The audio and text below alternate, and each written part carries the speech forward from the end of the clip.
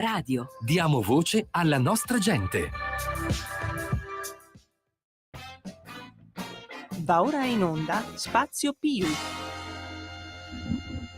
Buonasera a tutti dallo Spazio Più, professionisti imprenditori uniti, il vostro sparacazzate preferito Federico. Iniziamo dalla classe operaia che rende possibile tutto ciò, quindi oltre al vostro povero sparacazzate, volontariamente qua, ricordo e non posso non ricordare chi rende tutto questo possibile, quindi dall'altra parte del Chelo Legnoso, i nostri registi Sveva e Lorenzo reduce dal film su Bob Dylan, andatelo a vedere, ha raccolto molto successo, però lui per la noia viene sempre qua e ci dà una mano, non possiamo che ringraziarlo.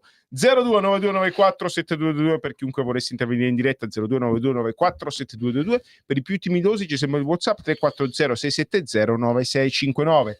Ripeto, 340 670 9659.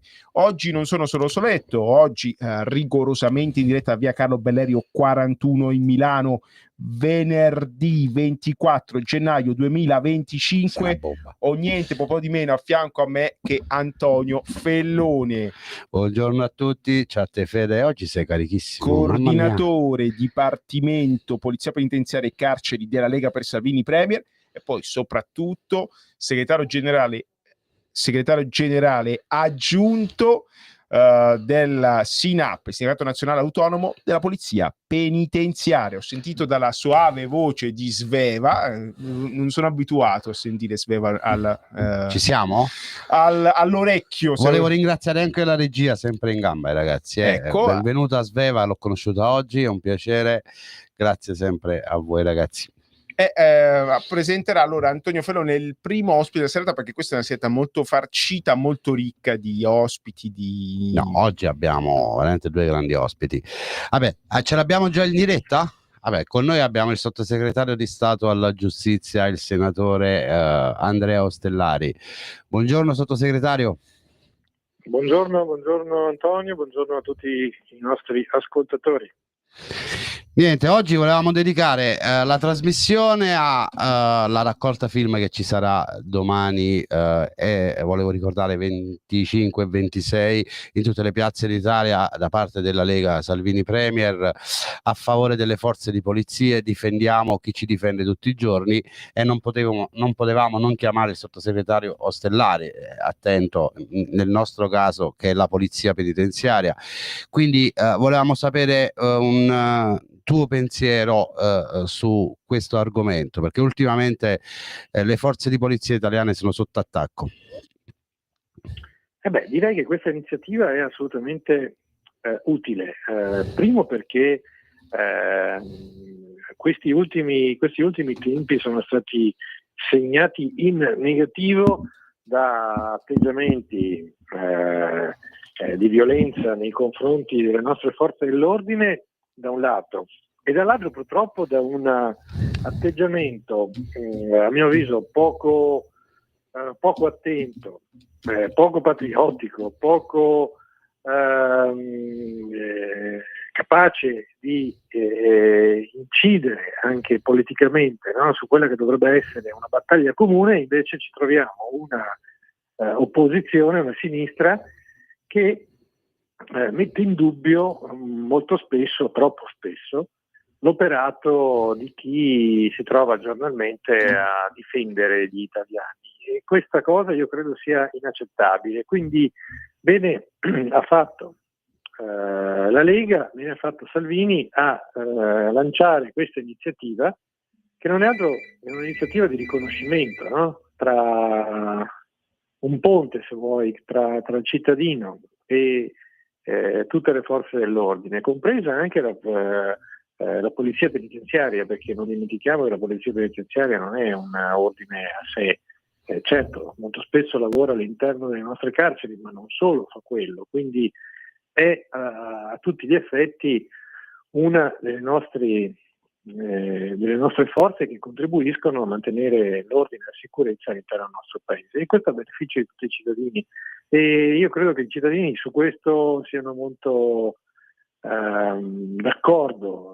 Lo vediamo anche solo quando usciamo, no? Di casa, basta andare a bere il caffè piuttosto che a fare l'acquisto anche al mercato, io credo che da lì si percepisca anche il sentimento dei cittadini nei confronti di quanti svolgono questa funzione molto delicata, e la politica dovrebbe tutta essere a fianco di queste donne e di questi uomini. Invece purtroppo assistiamo, ripeto, ad atteggiamenti che ci fanno, almeno per quanto mi riguarda, insomma, ci fanno riflettere. Io credo che poi non a caso, insomma, gli italiani hanno dato fiducia a questa maggioranza, hanno dato fiducia alla Lega, hanno dato fiducia a chi oggi cerca di fare del suo meglio per migliorare l'intero bel territorio che abbiamo. Sì, assolutamente. Ricordiamo che questo è un periodo particolare per lo Stato e per le forze dell'ordine, perché una persona può accendere la TV e assuefarsi alle solite notizie di cronaca nera. Invece voglio ricordare a tutti gli amici a casa che molto inizia con il caso Rami, che è accaduto dall'altra parte di Milano, almeno a fare apposta, noi qua, via Carlo Bellerio, Milano Nord. Invece in via Ripamonti è accaduto quello che purtroppo, insomma, non sarebbe bello che non fosse mai avvenuto, però insomma, sappiamo tutti quello che è accaduto. Addirittura abbiamo la procura di Milano che ha scagionato i carabinieri. Assolutamente sì. Una bodycam che dimostra l'immensa umanità dei carabinieri. Io sono ironico, però fa vedere che i carabinieri si vanno subito ad accertare, chiamano i soccorsi, provano a rianimarlo, meno male, insomma, che no, è emersa invece la verità, li ha descritti come assassini. Voglio ricordare che la sinistra era pure contraria, la bodycam era privata di un carabiniere che si è dovuta pagare con i suoi soldini. Vabbè, parliamo del sindaco di Milano che dice assassino di Stato, no? Sì, no. Quindi, poi voglio ricordare anche altri episodi, l'assalto di una caserma dei carabinieri in Toscana, attenzione, e non è finita qua. Tutta una serie i fatti di Torino, l'aggressione alle forze di polizia a Torino durante la manifestazione. E non solo, a qualcosa Roma è successo anche a Padova, sbaglio, sottosegretario? Sì. E quindi, guarda, purtroppo sono episodi che ripeto, qualcuno cerca di buttarla in caciara, invece bisogna essere chiari anche nel momento in cui si raccontano e ovviamente si registrano, no? questi episodi. Non si può stare da un'altra parte se non da quella che vede al primo posto le forze dell'ordine, perché poi ne va anche della credibilità del nostro paese, ne va della credibilità delle istituzioni, ne va della credibilità anche di quanti ripongono ovviamente in noi la fiducia e ovviamente la speranza di poter cambiare in meglio le cose. Quindi noi siamo assolutamente fermi e su questo non faremo passi indietro. Sì, volevo ricordare anche la pattuglia della Polizia di Stato assaltata al Tufello a Roma mentre stava facendo un accertamento di polizia e un arresto su una coppia di spacciatori, e si sono ritrovati circondati da alcuni simpatici nordafricani. E poi non posso non finire, lo so che esuliamo, però ha tutta una serie di sabotaggi sulle linee ferroviarie. Certo, sta accadendo un po' di tutto. È una domanda che noi facciamo a quasi tutti i nostri interlocutori che vengono ospiti. Insomma, uno a pensare male, però unendo tutti i puntini viene fuori, ma non è che c'è una regia, non è che qualcuno vuole mettere lo Stato sotto attacco? Ma guarda, io credo questo, che anche le parole devono essere misurate, e quando qualcuno usa determinati concetti, lancia, diciamo così, battaglie, no? Sulla disobbedienza in qualche modo, o comunque sulla giustificazione che si cerca di dare a determinate azioni, soprattutto quando quelle azioni sono volte a cercare di combattere, no, questo governo. Io credo che bisogna stare attenti, perché quelle cose lì rischiano poi di far male a tutti. Quando si bloccano, si tentano di bloccare, insomma, anche con questi ultimi atti che abbiamo visto, la rete ferroviaria, io credo che poi di mezzo ci vadano tutti quanti, no? Tutti i cittadini, e non è una condizione che noi possiamo accettare. Quindi anche lì fatalità, dopo il deposito di questo esposto, di questa denuncia da parte di FS, improvvisamente, no? La registrazione, insomma, degli episodi è sicuramente diminuita, ma di tantissimo. Quindi io registro questo, mi pongo delle domande e soprattutto mi rivolgo, insomma, alle opposizioni cercando di invitarli ad abbassare i toni. E se devono fare battaglia politica, piuttosto che si mettano a fare delle proposte, no? di miglioramento. Noi siamo qui anche pronti ovviamente al dialogo, ma se il dialogo deve essere propositivo, bene; se il dialogo deve essere volto a aizzare, questo non va bene. Come non va bene, ad esempio, quando si è cercato anche di aizzare, se vi ricordate, l'anno scorso, soprattutto tra i mesi più caldi, no? Anche all'interno delle nostre carceri, cioè, sono atteggiamenti irresponsabili che io non accetto, e secondo me fanno il male non solo dei detenuti, ma anche di tutto il personale che dentro ci lavora. Sì. Assolutamente sì. Vuoi leggere, Fede, le proposte presenti, alcune proposte presenti all'interno del DDL sicurezza? Ecco, perciò noi richiamiamo, chiamiamo a tutti sabato e domenica a fare uno sforzo e andare in piazza e a firmare a favore di questa proposta della Lega. La Lega sta chiamando a raccolta, insomma, il suo popolo, anche perché sembra un po' arenato il disegno di legge sicurezza, insomma, è rimasto là parcheggiato, perché a quanto pare nella maggioranza qualcuno ha cambiato idea. E allora c'è questa meravigliosa iniziativa, sempre a loro fianco per la nostra sicurezza, difendiamo chi difende gli italiani. Sabato 25 gennaio e domenica 26 gennaio, raccolta firma a sostegno delle forze dell'ordine e delle proposte Lega nel disegno di legge sicurezza. Ricordiamo che è un disegno di legge, magari fosse un decreto, sarebbe già entrato in vigore e si sarebbe solo dovuto convertire in legge. Invece purtroppo è là che piano piano va a un sacco di misure utilissime, tra cui voglio ricordare la riforma della polizia locale, che è da 40 anni che gli stessi rappresentanti sindacali della polizia locale la chiedono, per rendere ancora più efficace anche i corpi di polizia locale che sono nelle nostre città. Firma anche tu ai gazebo della Lega oppure su legaonline.it, quindi facilissimo, non mi posso muovere da casa, legaonline.it, non hai scuse. Leggiamo un po'. Dipartimento Lega Sicurezza e Immigrazione. Ogni giorno le forze dell'ordine rischiano la loro vita per la nostra sicurezza. Difenderle è dovere di tutti. Ecco perché la Lega ha inserito nel disegno di legge sicurezza proposte già presentate e approvate alla Camera a tutela degli agenti in divisa. Sì alle bodycam in servizio per trasparenza, verità e tutela da false accuse. Abbiamo visto il caso Rami, no? Ne discutevamo. Te lo stavo per dire. Vai. Sì a un'adeguata tutela legale di forze dell'ordine, militari e vigili del fuoco nei procedimenti causati dall'atto dovuto, con una somma fino a 10.000 euro per ogni fase processuale. Anche qua l'Italia è l'unico paese al mondo dove, insomma, una persona si mette la divisa, fa il proprio lavoro e si ritrova pure a, insomma, dover pagare.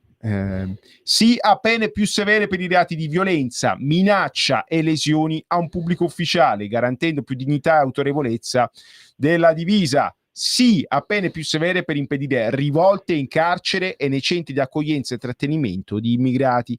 Ed è avanti tutta per estendere l'utilizzo del taser, la pistola elettrica, a tutte, e sottolineo a tutte, le forze dell'ordine sul territorio nazionale. Firma anche tu. Assolutamente sì, no, leggevo la tutela legale. La tutela legale è una proposta del sottosegretario Stellari e del sottosegretario Molteni, quindi è un qualcosa che è veramente sentita e speriamo di comunque portarla a casa, perché è importante, ce l'hanno chiesta tutti i poliziotti sul territorio, perché spesso sei costretto ad anticipare delle somme che poi magari nella quasi totalità dei processi poi si risulta assolti, però intanto ha tirato fuori tantissimi soldi e quindi è opportuno che lo Stato stia vicino a chi indossa una divisa. Sbaglio, sottosegretario? Assolutamente, è così, ci siamo messi al lavoro con questa proposta con il sottosegretario Molteni e abbiamo trovato anche la condivisione per una riforma che a mio avviso supera ogni ogni altro intervento del passato, no? In questo caso la tutela è garantita e finalmente il poliziotto, comunque insomma chi svolge qualsiasi attività nell'ambito di quella sua attività, quando dovesse essere indagato o comunque sottoposto a un accertamento, ecco, non dovrà più sborsare personalmente acconti, spese varie, avvocati, consulenti, perché questa copertura sarà garantita dallo Stato. E questo è uno scudo, se vogliamo, no? Reale, che permette ovviamente di svolgere le indagini quando devono essere svolte, ma senza incidere economicamente sulle persone. Io credo che questa sia la grande novità, una delle grandi novità, insomma, contenute all'interno di questo DDL, ed è anche per questo che molti poliziotti, molte forze dell'ordine, molti sindacati, insomma, ci stanno chiedendo di fare presto, e io credo che sia utile farlo per loro e sia utile farlo per i cittadini, perché poi all'interno di questo DDL, come sapete e come avete visto, insomma, ci sono tante norme che sono a tutela delle forze dell'ordine, ma anche a tutela dei cittadini. Assolutamente sì. Io vorrei lasciare libero il sottosegretario Ostellari perché ha altri impegni. Lo ringrazio per la presenza, come sempre è spesso con noi, per noi è importante perché avere le istituzioni vicine è fondamentale. Sottosegretario, grazie per il tempo che è dedicato a noi e soprattutto al Corpo di Polizia Penitenziaria. Lascio la parola a Fede che sicuramente la vuole salutare. Noi ci vediamo presto. Sì, grazie. Grazie davvero per Antonio, soprattutto rivolto ad Antonio. Ah, non ho capito cosa però. Forza Milan. Forza Milan. No, non si sente, non sento male, vabbè. Ah, non si sente? Sì. Adesso ho capito, Forza Napoli, mi sa che ha detto, sì, ho capito bene. Ci vediamo martedì. Grazie al sottosegretario Andrea Ostellari per essere stato qua con noi. Gli auguriamo buon lavoro perché c'è davvero tanto è stato fatto, ma c'è tantissimo ancora da fare. Il sottosegretario lo sa meglio di noi. Perché è stato lasciato, insomma, il disastro, le macerie. Ricevo tanti WhatsApp di lamento e tutto. Io sono il primo incazzato, sappiatelo, però a volte quando sto a casa penso, certo che hanno lasciato il disastro anche a livello economico, tra redditi di cittadinanza, truffe a se noi parliamo del nostro settore, super bonus, soldini anche per fare qualsiasi cosa, cari amici a casa, non ci sono, e anzi abbiamo sempre di più le prove che il governo Conte B2 e compagnia avevano lasciato apposta tutto devastato per impedire a chiunque, anzi infatti, per cercare proprio di tenere le mani legate il più possibile a chiunque sarebbe venuto dopo. Quindi è già tanto che si è riuscito a fare questo. Non è stato fatto tutto, verissimo, però man mano che i conti si assestano e si aprono i vari disastri, scoprono i vari disastri lasciati. Però io credo che a volte bisogna fermarsi e valutare, leggere, informarsi e guardare alcuni dati. Riguardavo ieri questo governo da ottobre 2022 ad oggi, parlando del nostro settore. Ma c'è ancora il sottosegretario? Sì. No, ci ha salutato, era impegnatissimo. Okay. Allora, guardando il nostro settore, c'è un più su tutti gli operatori, non parlo solo di polizia penitenziaria, perché come ben sai negli ultimi 2 anni ci sono state assunzioni una dopo l'altra. No, ricordiamo un dato che che a me fa impressione ogni volta che ci penso. Io sono uno attento ai numeri, però sono scemo, quindi ve li faccio capire facile. Un agente di polizia penitenziaria su 3, 1 su 3 è stato assunto in questi anni di governo Meloni. Ecco. Ok? Quindi no, ma i numeri sono sotto gli occhi governa di tutti, da meno di 2 anni, quindi sono 12.000 persone all'incirca assunte in totale su 35.000 scarse. Fatevi i conti. Assolutamente sì. Vorrei solo ricordare che solo adesso si sta chiudendo, a parte che anzi ne approfitto per fare gli auguri ai 1300 non ricordo lo specifico, 1846 colleghi che entreranno in servizio agli inizi di febbraio, stanno giurando, oggi ha iniziato Cairo Montenotte, poi ci sarà Verbania, Roma e altri istituti, in bocca al lupo a loro, anzi mi sa che anche Catania oggi ha giurato.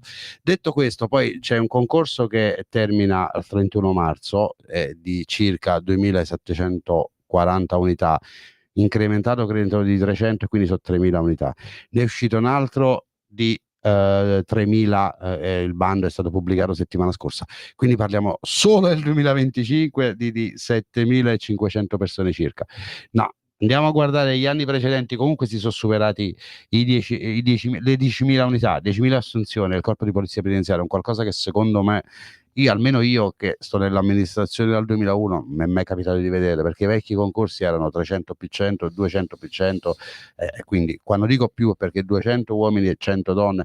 Oggi abbiamo dei numeri allucinanti, anche perché comunque nessuno in passato ha pensato a coprire il turnover. Tantissime persone sono andate e andranno, soprattutto quest'anno, in pensione, quindi rischiavamo veramente di portare l'esercito in carcere, quindi complimenti al governo per l'operato, anche se sotto attacco come sempre, no? No, si è investito in uomini e anche in mezzi. Voglio ricordare che prima dell'arrivo di questo governo le donne e gli uomini della polizia penitenziaria non facevano i corsi sulla sicurezza del lavoro, che sono obbligatori per tutti i lavoratori, tranne una categoria. È dovuto venire il governo dei fasci per far fare il corso di sicurezza sul lavoro, cioè a spiegare a donne e uomini in divisa che se metti le mani in un quadro elettrico devi fare attenzione così con la postura, come si usa un computer, sono cose, come si usa un sistema antincendio. Ecco, tutto questo non veniva fatto. Vogliamo parlare del vestiario? Avevamo donne e uomini senza la divisa? Con le scarpe, con gli anfibi. No, questo qua va ricordato perché mancava la base. Per non sembrare sempre di parte, va anche ricordato che comunque anche altri operatori sono stati assunti. Oggi abbiamo un dato che secondo me è importante e qualcuno dalla sinistra dovrebbe un attimo ascoltare bene. Oggi non ci sono carenze nel ruolo dei funzionari giuridici pedagogici, i vecchi educatori. Questo è fondamentale. Un altro capolavoro di questo governo, perché quando è arrivato questo governo mancavano tantissimi funzionari giudici pedagogici, non c'erano direttori e comandanti per ogni singolo istituto. Oggi puoi dire che ogni singolo istituto ha un direttore e un comandante. Psicologi, ex articolo 80, cioè un incremento di personale anche civile che serviva al nostro mondo, e questo bisogna dirlo, e non lo dice Antonio Fellone perché magari può essere di parte essendo collaboratore sottosegretario Ostellari, no, basta andarsi a leggere i numeri, non lo sto dicendo io, cioè numeri alla mano, sono state fatte assunzioni su tutti i ruoli, non solo per il corpo di polizia penitenziaria e altre forze di polizia, ma anche per figure fondamentali all'interno degli istituti penitenziari, e questo si deve valutare, quindi lasciamoli parlare. No, poi ricordiamo anche l'ultima cosa: mancavano furgoni nuove, auto nuove per la traduzione dei detenuti. Pensate un po', sono state acquistate addirittura per il trasporto dei 41 bis, mancavano, non c'erano mai state auto blindate, sono state acquistate pure quelle. Certo. Sono cose, sono stati fatti corsi per dare le patenti a chi dovrebbe guidare quei mezzi, perché fino a qualche mese fa nemmeno questo c'era, o se c'era era in fortissima carenza,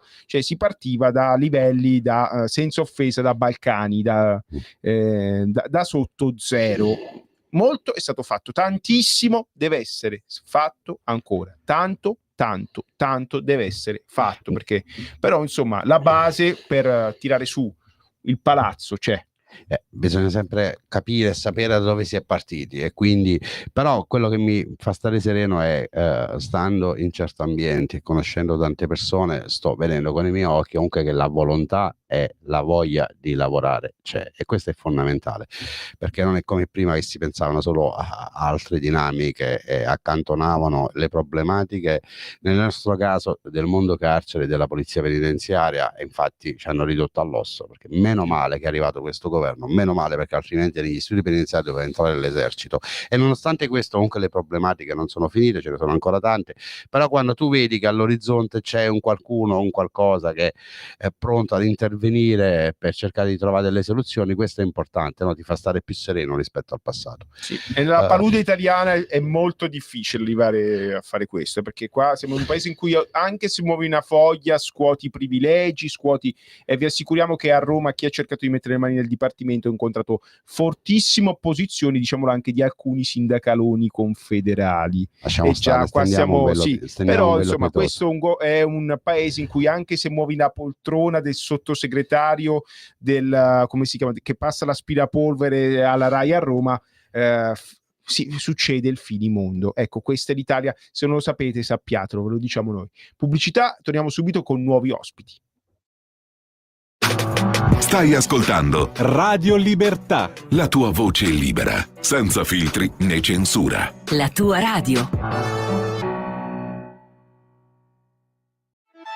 stai ascoltando Radio Libertà, la tua voce libera, senza filtri né censure. La tua radio.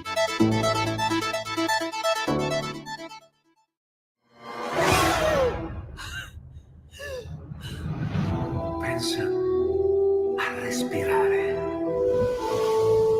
Ora abbandonati. Che cosa vedi? Luce, oscurità, l'equilibrio. È tanto più grande.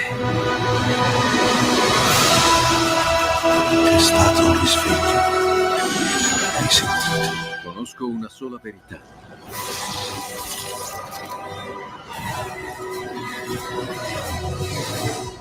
Movie Time ti fa entrare nel vivo del cinema, ti fa sentire come se fossi tu il protagonista del grande schermo.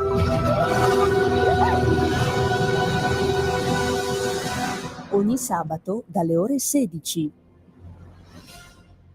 E rieccoci con lo spazio più con il Sinape, dall'altra parte il Chelo Legnoso mi dicono che non ho capito cosa, però insomma se qualcuno ha qualcosa da dire batta un colpo, così ci arrivo anch'io. Allora rammentiamo, lo spazio più con il Sinape è rigorosamente in diretta via Carlo Barrero 41, oggi venerdì 24 gennaio 2025, Federico lo sparacazzate e Antonio Fellone, insomma capo coordinamento carcere e polizia penitenziaria della Lega per Salvini Premier, nonché segretario generale aggiunto del Sinape, e insomma Lorenzo e Sveva dall'altra parte del Canyon Legnoso. E allora Antonio ci teneva a leggere un comunicato in una brillante operazione. No, sì, intanto volevamo dare la notizia di questa brillante operazione fatta a Napoli in collaborazione DDA, quindi la direzione distrettuale antimafia, DDA, NIC, che è il nucleo investigativo centrale della polizia penitenziaria, e il GICO della Guardia di Finanza. Quindi ci tenevo a darla questa notizia perché tutti a volte parlano a sproposito della polizia penitenziaria o di altro, perché evidentemente non la conoscono, non conoscono il vero valore del corpo di polizia penitenziaria, e io le inviterei ogni tanto magari a farsi un giro nelle carceri e non solo, perché anche all'esterno il corpo di polizia penitenziaria sa farsi valere. Quindi ci tenevo a leggere questo comunicato della Procura di Napoli, perché questa è stata un'importante operazione anticamorra, ripeto, che ha visto coinvolto anche il NIC, che è il nucleo investigativo centrale della polizia penitenziaria, diretta dal primo dirigente Ezio Giacalone, persona veramente in gamba. Quindi Fede, se vuoi, a me farebbe piacere che anche i nostri ascoltatori la leggiamo subito. Allora, per delega del procuratore della Repubblica si comunica che i militari del nucleo di polizia economico-finanziaria della Guardia di Finanza di Napoli e personale del nucleo investigativo centrale di Roma della polizia penitenziaria, lamentiamo, il nucleo investigativo centrale è un'unità di elite della polizia penitenziaria, si occupa di fare, come dice la parola stessa, delle investigazioni speciali di reati connessi al sistema penitenziario. Quindi quando sentite un'evasione particolare o dei fatti efferati che accadono all'interno delle carceri, anche commessi da persone in divisa purtroppo o persone dipendenti dall'amministrazione, sappiate che i primi a indagare sono proprio questi uomini che fanno parte di questo nucleo speciale della polizia penitenziaria, un corpo di elite. In collaborazione con il Servizio Centrale di Investigazione e Criminalità Organizzata hanno eseguito un'ordinanza applicativa di misure cautelari personali emessa dal giudice per le indagini preliminari del Tribunale di Napoli, su richiesta della direzione distrettuale antimafia, nei confronti di 3 soggetti, 2 sottoposti alla custodia cautelare in carcere ed 1 agli arresti domiciliari, gravemente indiziati di associazione armata di stampo mafioso, riciclaggio, autoriciclaggio, trasferimento fraudolento di valori, estorsione e usura aggravate dal metodo mafioso, frode fiscale e accesso indebito a dispositivi idonei alla comunicazione da parte di soggetti detenuti. Dalle indagini svolte coordinate dalla Direzione Distrettuale Antimafia della Procura della Repubblica di Napoli è emerso che un soggetto intraneo al clan Lorusso, operante nei territori di Miano, Piscinola, Marianella, Chiaiano, Donguanella, con ramificazioni nelle aree centrali della città di Napoli all'interno della cosiddetta Alleanza di Secondigliano, sebbene ininterrottamente recluso dal 2010 in seguito a una condanna all'ergastolo per omicidio premeditato, avrebbe continuato a ricoprire un ruolo carismatico e di vertice all'interno della fazione del sodalizio denominata Ngoppo Miano. Complimenti per la pronuncia. Grazie.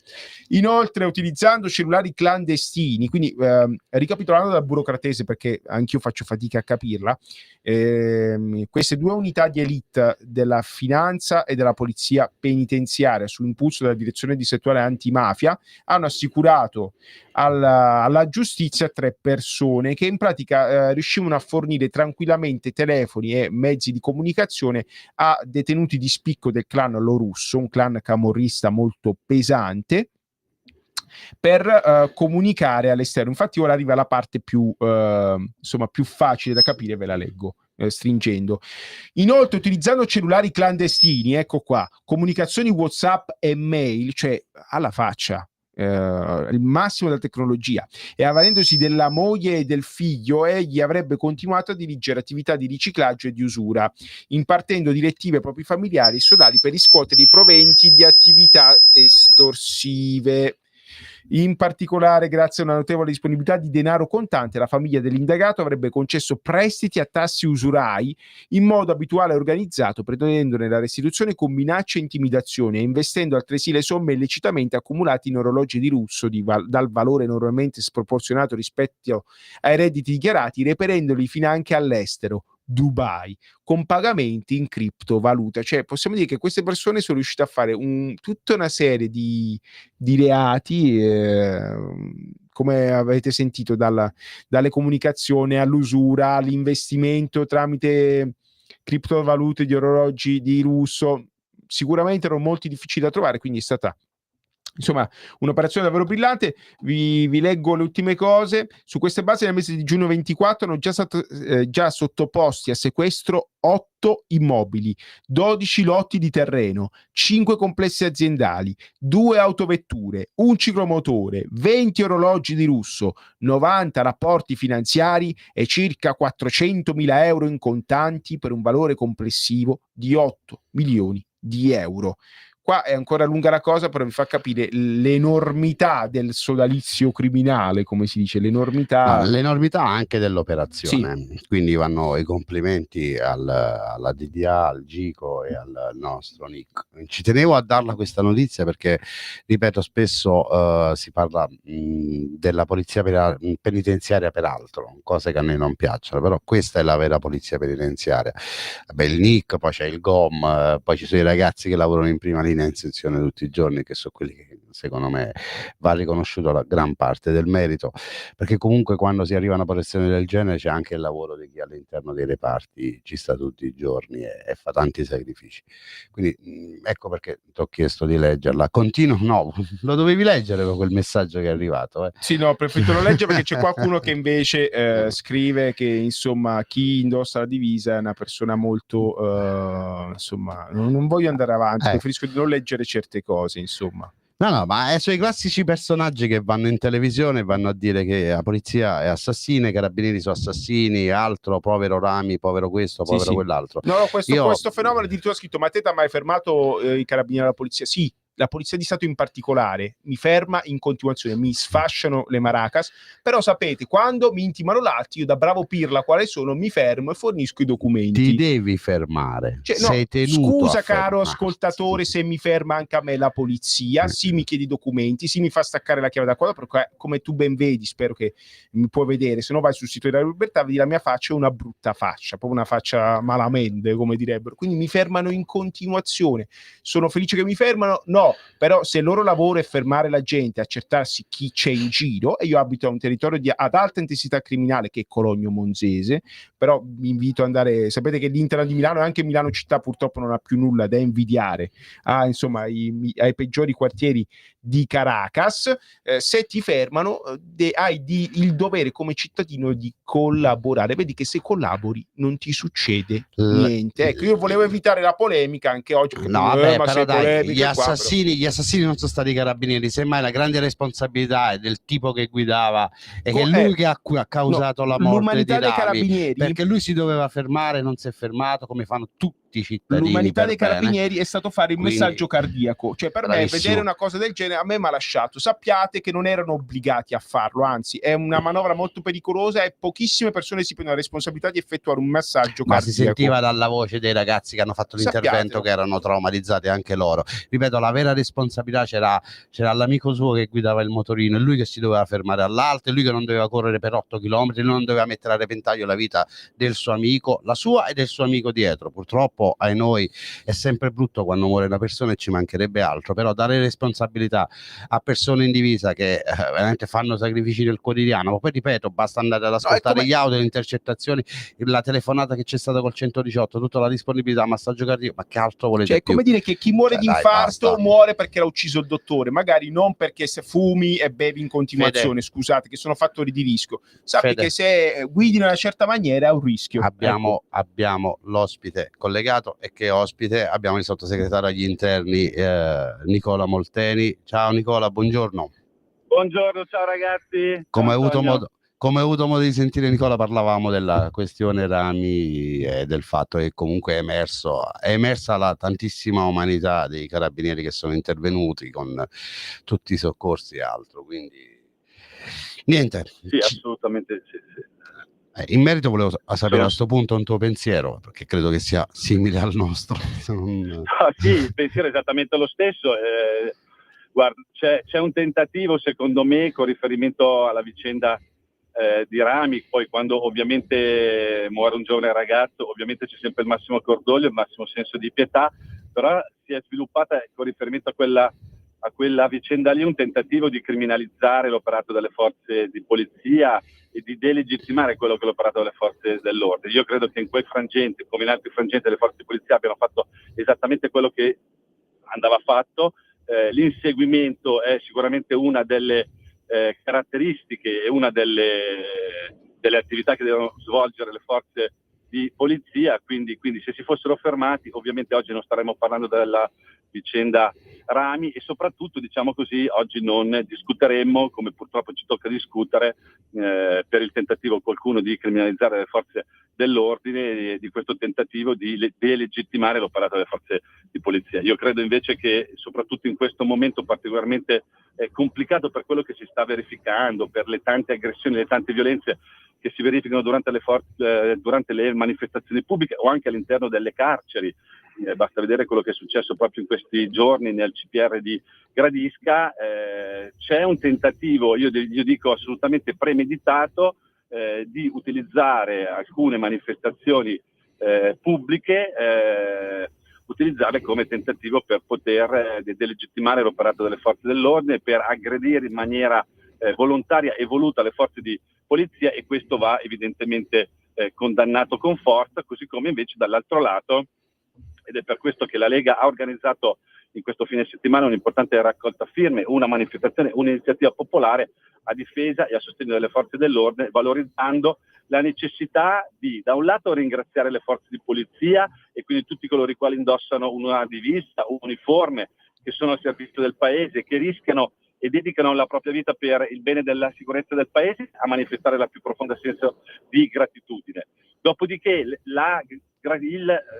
ringraziamento, diciamo, nei confronti delle forze dell'ordine poi non è sufficiente e non basta se non viene affiancato anche da azioni vere, concrete, reali, concrete e pragmatiche a difesa e a tutela e a garanzia dell'operato delle forze dell'ordine. Il DDL sicurezza fortemente voluto da questo governo e fortemente voluto dalla Lega va esattamente in questa direzione, cioè rafforzare le tutele, rafforzare le garanzie funzionali per consentire alle forze dell'ordine di poter operare al meglio. Se noi vogliamo garantire sicurezza ai cittadini, la precondizione è quella di mettere i nostri operatori delle forze di polizia, tutte, polizia, carabinieri, guardia di finanza, polizia penitenziaria, polizia locale, nelle condizioni di poter agire al meglio, e questo è l'obiettivo e il fine principale del DDL sicurezza. Quindi invito tutti i cittadini in questo fine settimana a cercare il gazebo della Lega nelle proprie città e con una firma manifestare vicinanza, sostegno, gratitudine e rispetto. La parola che oggi non si pronuncia con sufficiente forza è la parola rispetto nei confronti di chi indossa una divisa, cioè servitori dello Stato che ogni giorno, quotidianamente, rischiano la propria vita e mettono a rischio e a pericolo la propria vita per garantire invece l'incolumità, la sicurezza, la legalità, il senso di convivenza civile delle nostre comunità. Assolutamente sì, mi trovi perfettamente d'accordo. Noi prima abbiamo avuto Andrea Ostellari, e tu insieme a Andrea Ostellari siete stati i promotori della tutela legale, no? Una proposta che è prevista all'interno del DDL carceri, che veramente sarà accolta in maniera... DDL sicurezza. DDL sicurezza, vabbè. Questo refuso... il refuso è il mio mondo. Comunque il DDL sicurezza è veramente stata accolta in maniera estremamente positiva da tutti gli operatori di polizia e da tutte le organizzazioni sindacali, quindi speriamo che vada tutto in porto, perché è un qualcosa di veramente importante, no Nicola? Come dicevo io prima, fanno i nostri colleghi sul territorio un lavoro estremamente difficile, in condizioni a volte magari non proprio delle migliori, e poi ti ritrovi in delle problematiche che lì sei costretto ad anticipare di tasca tua tantissimi soldini, e non è che prendiamo sto stipendio così abbondante, l'auto, e poi alla fine magari, come spesso accade, vieni assolto, però intanto devi tirare fuori tantissimi soldini. Invece la proposta della tutela legale, dove avete lavorato tu e il sottosegretario Ostellari, è un qualcosa di veramente importante e fondamentale. Ripeto, è stata accolta in maniera estremamente positiva dagli operatori e dalle organizzazioni sindacali. Non è facile trovare d'accordo, far andare d'accordo tutte le organizzazioni sindacali, quindi questo lo dicevamo prima, c'era anche il sottosegretario Ostellari in diretta. Quindi Nicola, io sono convinto che comunque non vi fermate, andate avanti, perché comunque tutti gli operatori credono in questo governo, credono in voi. Io posso semplicemente dire che, tra virgolette, posso fare da garante, perché vivo certe realtà e posso garantire che si lavora H24 e non si molla un millimetro, questo sì. Poi l'ho fortuna di conoscere personalmente il sottosegretario Molteni e so veramente la tenacia, la passione che mette quando fa le cose, quindi...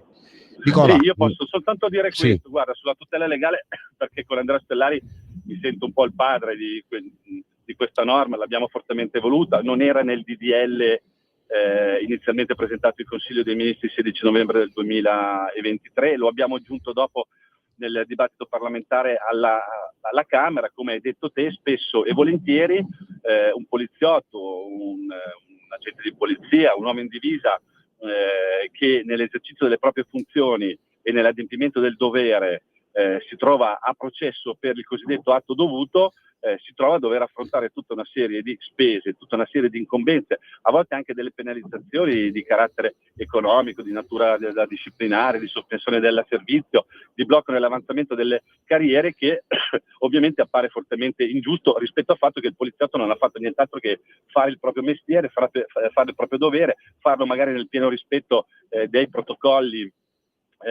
applicativi, ma si trova a processo, si trova a dover affrontare delle spese di giustizia, aver portato l'anticipazione sulle spese legali da 5 a 10.000 euro, non solo per 3 gradi di giudizio, ma per 5 fasi di giudizio, credo che sia un atto dovuto da questo punto di vista, un impegno importante.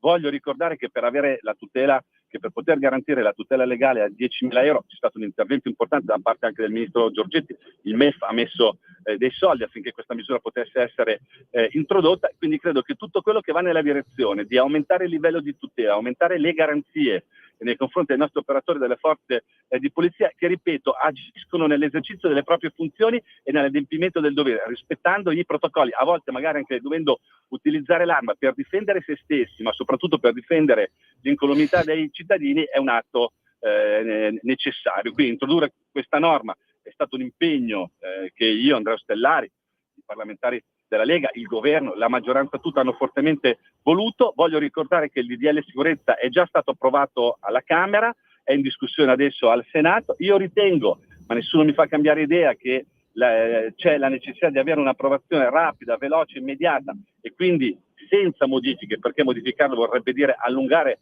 oltremodo i tempi di entrata in vigore di queste norme, così come l'utilizzo delle bodycam, la possibilità di poter utilizzare le bodycam durante l'attività di ordine pubblico, di controllo del territorio, è un importante strumento di garanzia e di tutela.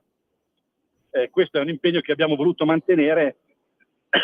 Io spero che venga approvato nel più rapido tempo possibile. Sottosegretario, a proposito, intanto salute.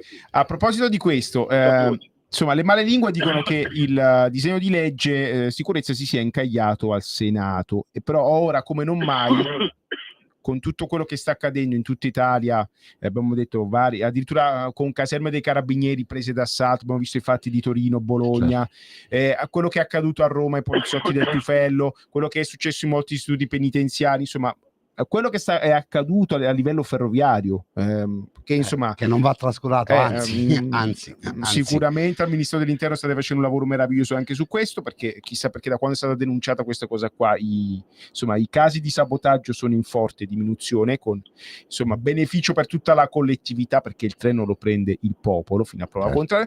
E so che lei sta al governo, però si sente di prendere qua l'impegno con noi che questo disegno di legge sicurezza lo portiamo a casa e non si perde, come qualcuno dice, qualche forza tranne la Lega che continua a dire il disegno di legge va approvato, insomma sembra stia cambiando idea.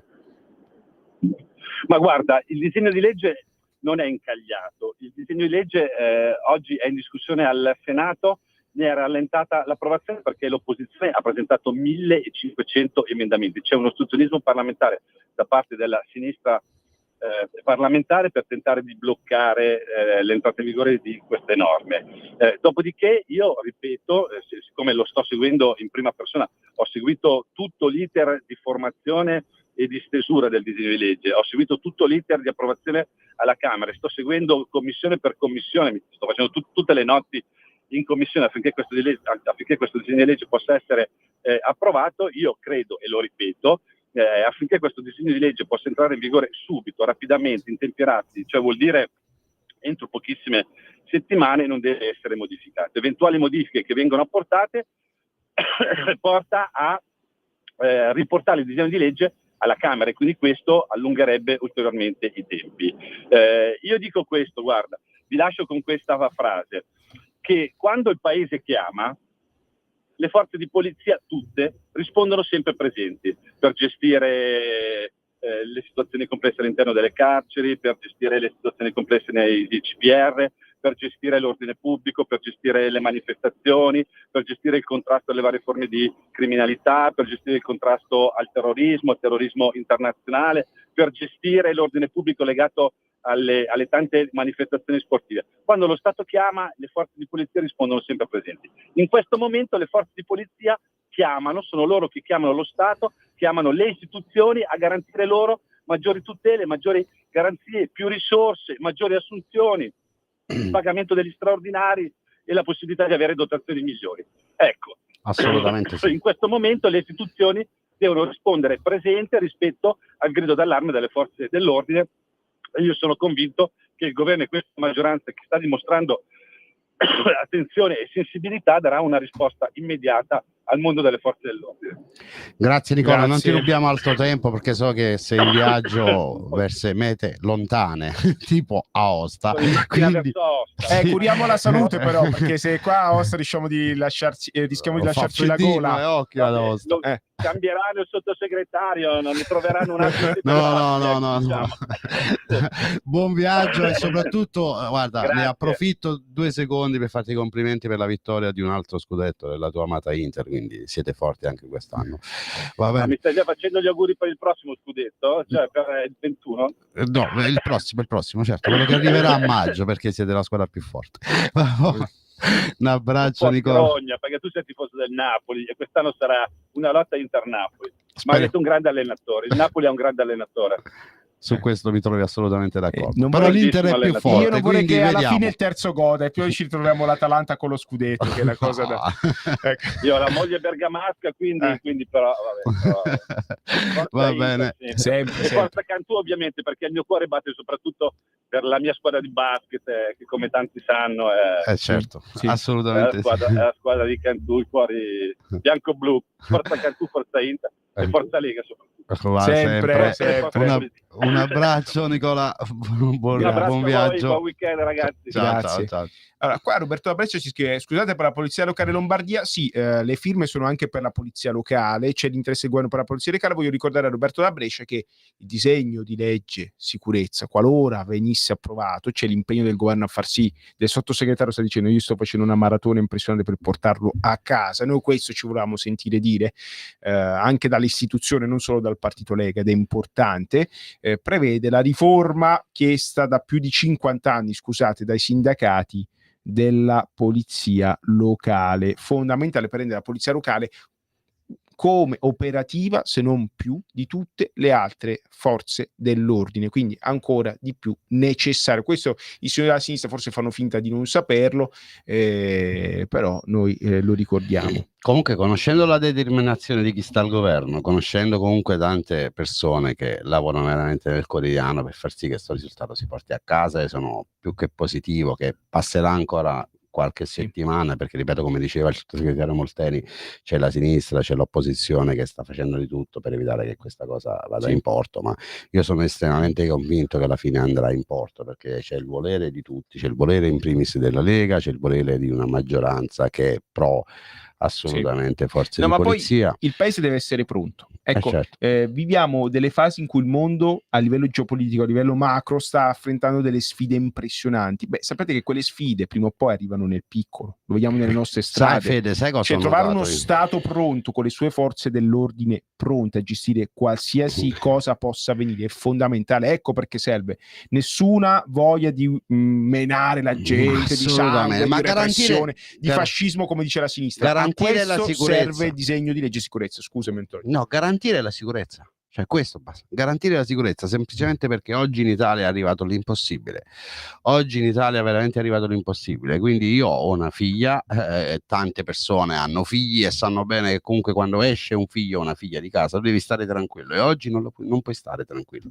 Abbiamo visto quello che è successo al 31 a Piazza Duomo a Milano, quindi c'è bisogno di sicurezza, bisogna investire sulla sicurezza. E questo governo fortunatamente lo sta facendo. Qualcuno a sinistra dà fastidio perché loro hanno portato certi soggetti, certi energumeni in Italia, quindi io voglio vivere in un paese civile e sicuro. Unico governo di sinistra che fa questo, perché poi se vai in Spagna, Francia o Germania, la polizia manco ti guarda in faccia. Si devono sempre lamentare. Il ministro Salvini ha rivisto il codice della strada e si lamentano perché il bicchiere mezzo pieno, mezzo vuoto. Ma i morti non li conta, giusto? Bravo, siamo arrivati a dire che sono morti di destra e morti di sinistra e morti dei Salvini. Io credo che siamo a questi livelli. L'italiano medio deve essere assolutamente contento di avere un governo del genere, perché si sta lavorando su più fronti.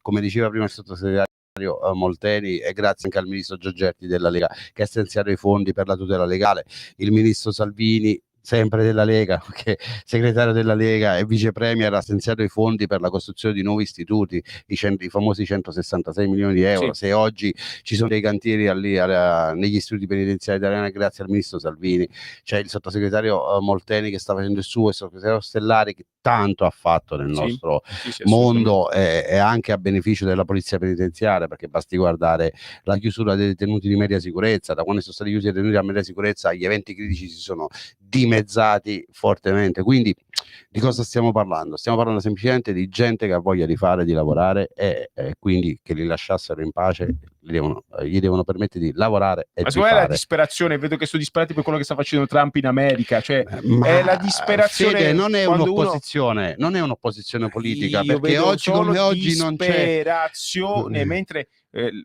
l'Italia ha bisogno di sinistra, cioè la sinistra che fa la sinistra. Uscite dai palazzi, cara Ellie, basta andare a St. Moritz, inizia a camminare in mezzo alla gente vera. No, ma quali tu sono i basta, problemi. perdonami se oggi ti interrompo, perché stiamo in chiusura. Sì, dato che però, se no ci cazzano. chi spesso guarda le trasmissioni televisive, no, vabbè, la 7, vabbè, è un caso a parte. Basta Io guardo vedere, solo quella. basta vedere chi invitano. Vabbè, detto questo, però, voglio dire, cioè, veramente esponenti politici di sinistra, dell'opposizione, che passano il loro tempo ad attaccare le forze di polizia, questa è la loro opposizione. Abbiamo visto che spesso sulla 7 c'è ospite la senatrice Ilaria Cucchi, ovviamente spiace per quello che gli è accaduto umanamente, però ciò non significa che tutti i carabinieri, tutti i poliziotti, tutta la polizia penitenziaria, tutti i finanzieri sono dei delinquenti o lavorano in maniera sbagliata, quindi basta pregiudizi e soprattutto bisogna sostenere le forze di polizia sempre e comunque, a prescindere.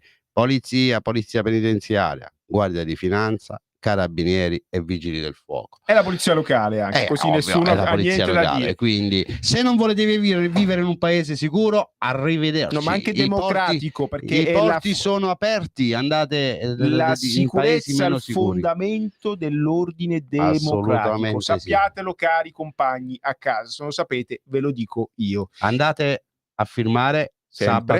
sabato Voglio e salutare domenica. un amico che mi sta seguendo, Massimiliano, grazie per i complimenti, un bacione, un saluto a tutti.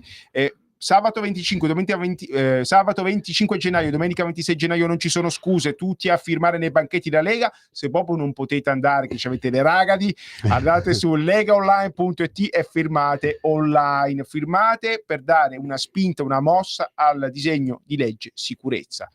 La sicurezza ce la meritiamo tutti, senza differenza di colore della pelle o di benessere, senza differenza per chi vive in centro, chi vive in periferia. La sicurezza è un diritto fondamentale di tutti noi. Grazie a tutti per l'ascolto. Antonio? Grazie a te Fede, grazie alla regia, siete stati splendidi, grazie alla Radio Libertà per lo spazio che dedica alla polizia penitenziaria, al mondo carcere.